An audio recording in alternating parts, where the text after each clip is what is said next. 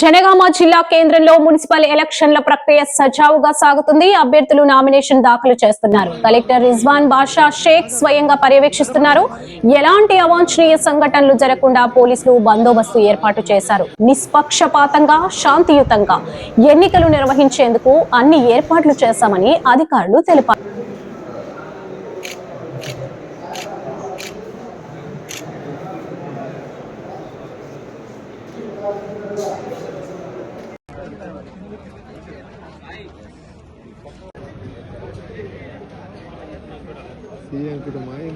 అందరికీ నమస్కారం. సో మనందరికి తెలిసే ఉంది.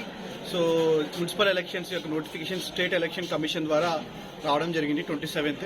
సో 28, 29, 30 3 డేస్కి నామినేషన్ అనేది దాఖలు చేయడానికి డేస్ షెడ్యూల్ చేయడం జరిగింది. దయచేసి ఇంకా చాలా ఈరోజు జనగామ మున్సిపాలిటీలో 30 వార్డ్స్ అండ్ గన్పూర్లో చూడడం జరిగింది. అంతా సజావుగా జరుగుతుంది. ఆ నామినేషన్ అయిన వెంటనే కూడా టీపోల్లో కూడా ఈ డేటా ఎంట్రీ జరగడం జరుగుతుంది. సో ఇంకా చాలా వార్డ్స్లో ఇంకా నామినేషన్స్ వేయాల్సిన ఇంకా ఖాళీగా ఉంది, ఎంటీ ఉన్నాయి. కాబట్టి దయచేసి ఇంకా నామినేషన్ వేయని వాళ్ళు చాలా మంది ఉన్నారు. కాబట్టి రేపు లాస్ట్ అవర్లో వచ్చేసి ఇబ్బంది పడే బదులు ఈరోజు రేపు కొద్దిగా ప్రశాంతంగా మీరు వచ్చి వేయడానికి మేము రిక్వెస్ట్ చేస్తున్నాము.